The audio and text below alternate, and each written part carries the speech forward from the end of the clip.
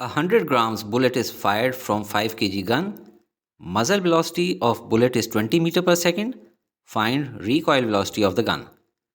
ये एक गन है या राइफल है जिसका मास 5 kg है और इससे एक बुलेट फायर की गई है जिसका वेट है 100 gram. Muzzle velocity of bullet is 20 metre per second. Muzzle इस पॉइंट को कहते हैं, यानी यहाँ से निकलते वक्त बुलेट की वेलोसिटी है 20 metre per second. Find recoil velocity of the gun. देखें, न्यूटन का थर्ड लॉ ऑफ मोशन है, every action has an equal and opposite reaction. तो एक्शन हुआ है बुलेट का राइटवर्ड्स जाना, इसका रिएक्शन होगा गन का लेफ़्ट जाना। जाहिर है गन हैवी है तो थोड़ा सा लेफ़्ट जाएगी और जल्दी जाएगी, और चूंकि इसका मास ज़्यादा है लिहाजा इसकी वेलोसिटी कम होगी।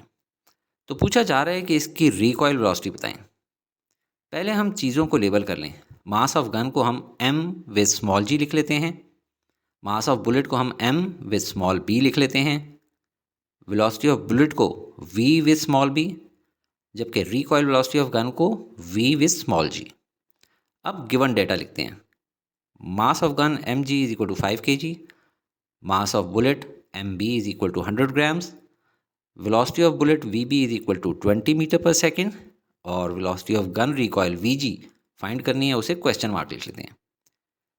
ऐसा यूनिट ऑफ मास kg होती है, लिहाजा ये जो बुलेट का मास 100 ग्राम में गिवन है, इसको अगर हमने kg बनाना है तो इसको k से मल्टीप्लाई कर दें।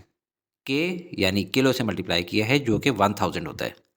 अगर 1000 से मल्टीप्लाई किया है तो 1000 से डिवाइड भी करना होगा। 100 डिवाइडेड बाई 1000 से आया 0.1 और यूनिट होगी kg। अब सोल्यूशन की तरफ चलते हैं।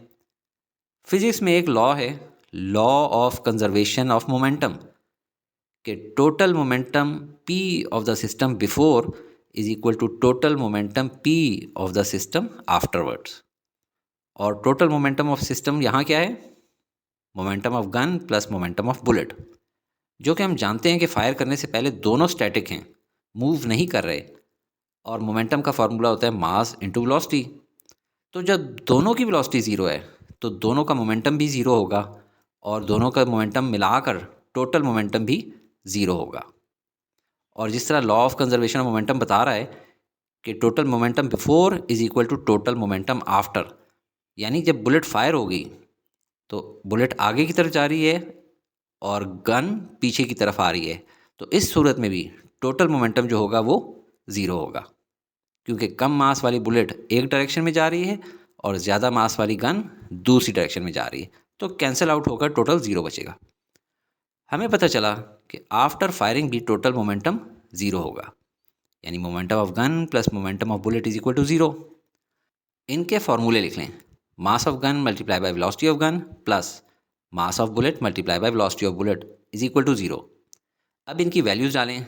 Mass of gun 5 kg, recoil velocity of gun find करनी है, plus mass of bullet 0.1 kg और velocity of bullet 20 metre per second equal to zero. यहाँ हम यूनिट्स नहीं लिख रहे हैं ताकि खिचड़ी ना मच जाए, एंड में वेलोसिटी की यूनिट्स डायरेक्ट लिख लेंगे। 0.1 मल्टीप्लाई बाय 20 से 2 आता है, और अगर राइट साइड पे ले जाएं तो बन जाएगा -2। लेफ्ट साइड पे 5 और वीजी मल्टीप्लाई हो रहे, अगर 5 को राइट साइड पे ले आएंगे तो ये डिवाइड हो जाएगा, लेफ्ट साइड पे सिर्फ वीजी बचा। -2/5 से वैल्यू आई -0.4 और यूनिट ऑफ वेलोसिटी होती है मीटर पर सेकेंड। ये है recoil velocity of the gun. Negative sign direction of recoil of gun show कर रहा है, which is opposite to the direction of motion of bullet.